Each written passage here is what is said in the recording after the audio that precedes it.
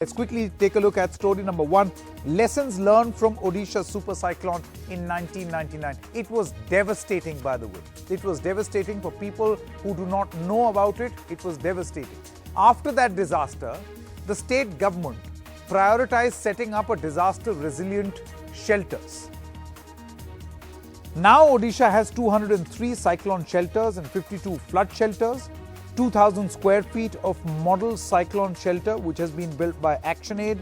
Odisha also part of a UN project that gave financial aid to various states facing cyclone threats. Now this is very significant, and that is why I say that after having lost tens and thousands of people to that super cyclone in 99, Odisha seemed to have learnt its lesson, and now it's a lesson for others as well.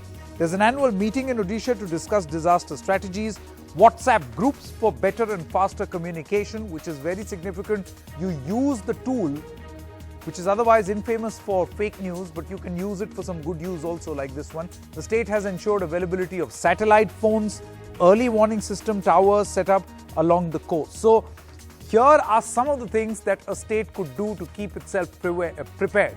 And that is why, whether it was Cyclone Phylline or any other cyclone, this was one state which was completely prepared. Let me now introduce Mr. Asit Tripathi. He is the Chief Secretary of the Government of Odisha. Thank you so much, Mr. Tripathi. I would say that Odisha shines as an example. Whenever there is a cyclone, there is a super cyclone, simply because of a tragedy it faced. Now let us just hope no other state has to face that tragedy. But Mr. Tripathi, what in your wisdom are lessons that we can learn from 99 for the future? Thank you very much for having me on your TV. Just to expand on that, Odisha's vulnerability, the Bay of Bengal happens to be the most dangerous neighborhood in the world, and 26 of the most destructive cyclones of recorded 48 cyclones have happened in Bay of Bengal, and Odisha happens to have the most cyclones on its shores. And just to make this point, in the last 18 months, we have had 4 cyclones. These lessons have been internalized. After the super cyclone in 1999, fortunately, our preparations have been very good.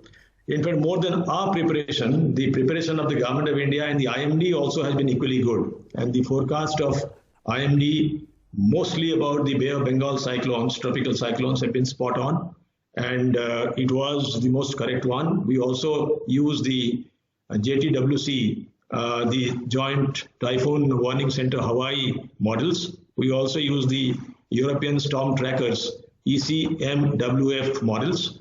But I would like to report to you that the IMD's forecast has been absolutely the spot on this time too. And am I audible? Yeah, absolutely. Loud and clear, sir. Yeah, so we in fact depend a lot on accurate forecast, and fortunately, like IMD's forecast, our ability to use the cyclone warning and to use it for dissemination of information to the last mile has been very, very well institutionalized. No, this is very significant, Mr. Tripathi. The point that you seem to mention about correct prediction in resolving the matter, or resolving or perhaps being better prepared to deal with a cyclone. So it's very important to predict the weather specifically and clearly. But what else needs to be done, Mr. Tripathi? For instance, there are a lot of people who suggest that you need infrastructure which needs to be strengthened to minimize loss of livelihood, better use of communication technology, power infrastructure needs to be underground. We saw lightning in the various electric wires in Kolkata. Do you think these are lessons that need to be learned even now? The important lessons that we have internalized, I'd like to document that for you right now. Sure. One is that you mentioned about a number of cyclone shelters. In fact, we have 900 double-storied cyclone shelters, very sturdy structures designed by very good institutions like IIT Chennai and all. And they were funded from different sources, including Government of India. Some of them were funded from state government. They're double-story structures. They are on stilts. They serve the purpose for evacuation of the neighborhood villages. More important than the physical capacity is the other capacity of participatory disaster planning and response. We have these cyclone shelters are basically community centers in times of need, and they are managed by committees which basically represents the PRI, the Panchayat Raj institutions. So these are very well maintained, and they have tower lights, they have gensets, they have stocking of diesel, they have basic instruments for clearing up the structure in case of falling trees, falling electrical installations. So we have excellent information dissemination system from the IMD downwards to the village. So we normally have an excellent drill for evacuation. In fact, you remember that during Fani, we succeeded in evacuating 1.3 million people in 24 hours. And you may have heard of our Honorable Chief Minister's famous direction to us that there has to be zero casualty. That's a mission. We, starting from the Chief Secretary here, to the district collectors, to the BDOs, Tahsildars, and the PRI institutions, we are mandated to ensure zero casualty as a mission. So, how are you cooperating with other states? Because this time around, it seems that the nature's fury is more on West Bengal, and perhaps, I don't know, maybe you will be in a better position, not so much in Odisha. So how are you dealing with this particular cyclone, and what lessons would you have for other states? Because you mentioned Fani, because in Fani, coastal states like Andhra, Tamil Nadu, West Bengal, all of them gained from the Odisha experience. Interestingly, this cyclone happens to be the second super cyclone in the bay after 99. But fortunately for all of us, it was downgraded to extremely severe super cyclone as of yesterday. And if you I'm sure you know the geography of the state.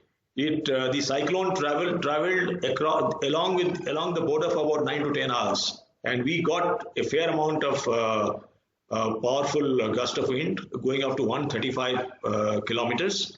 We had a lot of damage as anticipated. The destructive power of cyclone is seen to be believed on the ground.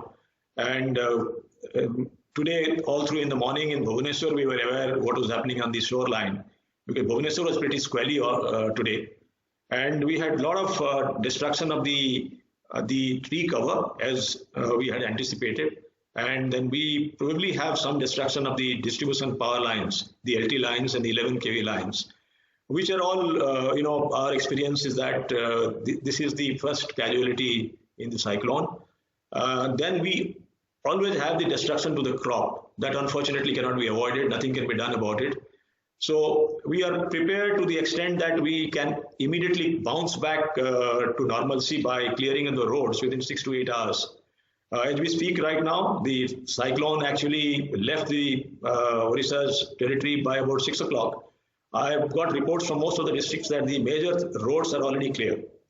I think it will take about 12 hours more for restoration of the power in a temporary mode, but we'll see the extent of damage tomorrow and day after in next 48 hours.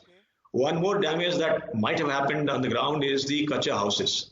Correct. The Kacha houses, so we'll have to have estimation of that. That's very significant that you mentioned. My final question to you would have been this only. How far have you reached, and what will your advice be to other states as far as providing better and safer, or investing in safer housing is concerned? Because that was one crucial lesson from 1999.